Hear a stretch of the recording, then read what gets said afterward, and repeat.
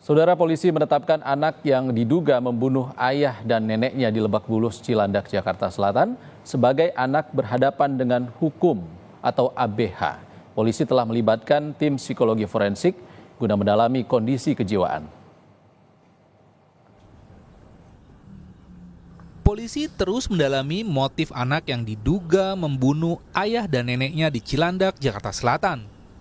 Sejumlah pemeriksaan dilakukan polisi, termasuk psikologi forensik terhadap pelaku yang masih di bawah umur. Pakar pelindungan anak mengimbau pihak kepolisian melibatkan peran pendamping sosial dan hukum untuk anak berhadapan dengan hukum atau ABH dari proses penyelidikan hingga penyidikan.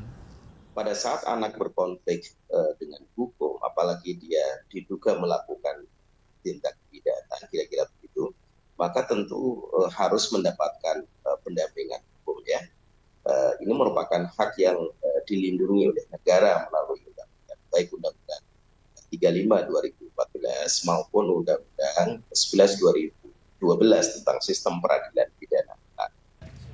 Psikolog forensik Reza Indragiri mengatakan perlu ditelaah faktor-faktor yang memunculkan perilaku jahat dalam diri anak, termasuk bagaimana relasi sosial di lingkungan sekolah maupun keluarga.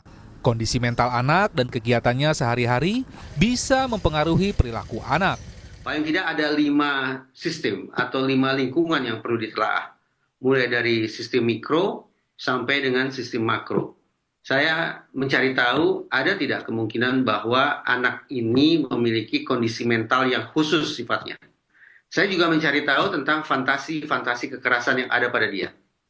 Bicara fantasi kekerasan, berarti relevan bagi kita untuk mencoba mengidentifikasi apa saja yang dia baca, situs apa saja yang dia kunjungi. Yang ketiga, saya akan mencoba menganalisis tentang pola pengekspresian amarah. Yang keempat, saya akan mengecek stabilitas dia di lingkungan pendidikan. Yang kelima yang juga coba saya cari tahu adalah relasi sosialnya. Sementara menurut polisi, kondisi ibu pelaku dilaporkan telah membaik dan masih menjalani perawatan di rumah sakit. Namun belum bisa dimintai keterangan terkait kasus ini. Jadi ya sementara masih menunggu hasil psikologi gitu. Karena kan ini anaknya jelas pelaku tunggal, ya. Pelaku tunggal, anak di bawah umur. Untuk mengetahui motif itu memang harus didalami dari segi kejiwaan, ya, dari psikologi forensik. Ya, kalau untuk ibunya nanti kita ambil keterangan, cuman kan tidak mungkin gitu loh dengan kondisi yang sekarang. Tapi tanpa keterangan ibunya pun ya kita sudah bisa sampai detik ini menentukan posisi anak ini sebagai apa. Sebelumnya, polisi juga telah melakukan sejumlah pemeriksaan terhadap pelaku. Dari hasil pemeriksaan laboratorium dan urin, pelaku dinyatakan negatif narkoba. Kini, polisi masih menunggu hasil tes kejiwaan terhadap pelaku. Tim Liputan, Kompas TV. Untuk mengetahui informasi terkini, kita sudah terhubung dengan Kasih Humas Polres Metro Jakarta Selatan, AKP Nurma Dewi. Selamat siang, AKP Nurma. Bu Nurma, status anak berhadapan dengan hukum ini saat ini seperti apa? Siap. Statusnya dari kemarin saksi semalam ya sudah ditetapkan menjadi tersangka. Karena apa sudah ditetapkan tersangka? Karena memang alat bukti sudah cukup itu, Mas. Ada berapa jumlah alat bukti yang sudah dipastikan dimiliki oleh polisi? Ya, alat bukti itu ya kita menentukan seseorang menjadi tersangka itu harus jelas, Mas. Jadi dari mulai alat bukti yang menunjukkan keterangan dari saksi, ya, kemudian keterangan yang disangkakan, yang melakukan, kemudian dari bukti-bukti yang ada.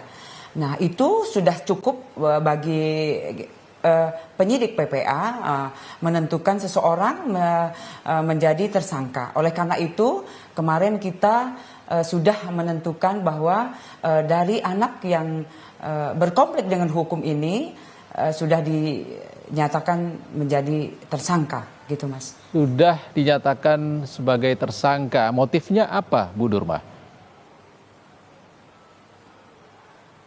Ya, nah motifnya ini masih kita dalami.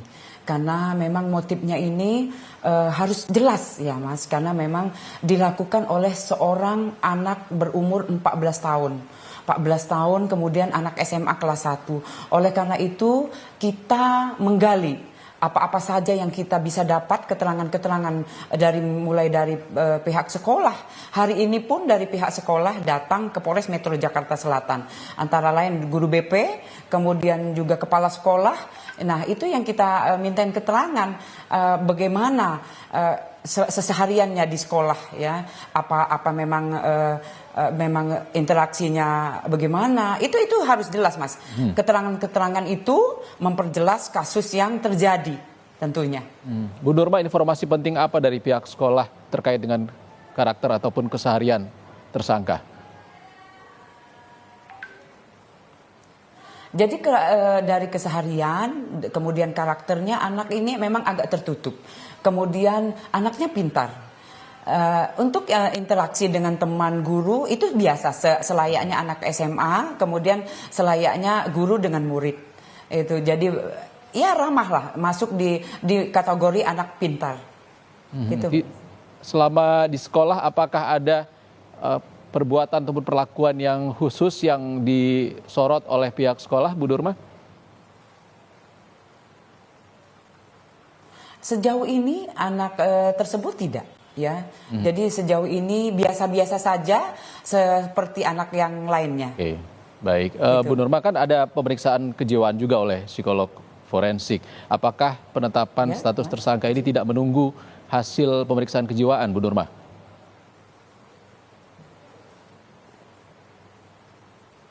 Halo? AKP Nurma, Polres Metro Jakarta Selatan juga melakukan pemeriksaan psikologi forensik terhadap korban. Apakah penetapan tersangka ini tidak menunggu hasil dari pemeriksaan psikologi forensik? Halo? Oke. Mohon maaf, kami sambungan dengan AKP Nurma, Kasih Humas Polres Metro Jakarta Selatan terputus. Hingga saat ini Polres Metro Jakarta Selatan sudah menetapkan anak berhadapan dengan hukum sebagai tersangka kasus pembunuhan di Cilandak, Jakarta Selatan.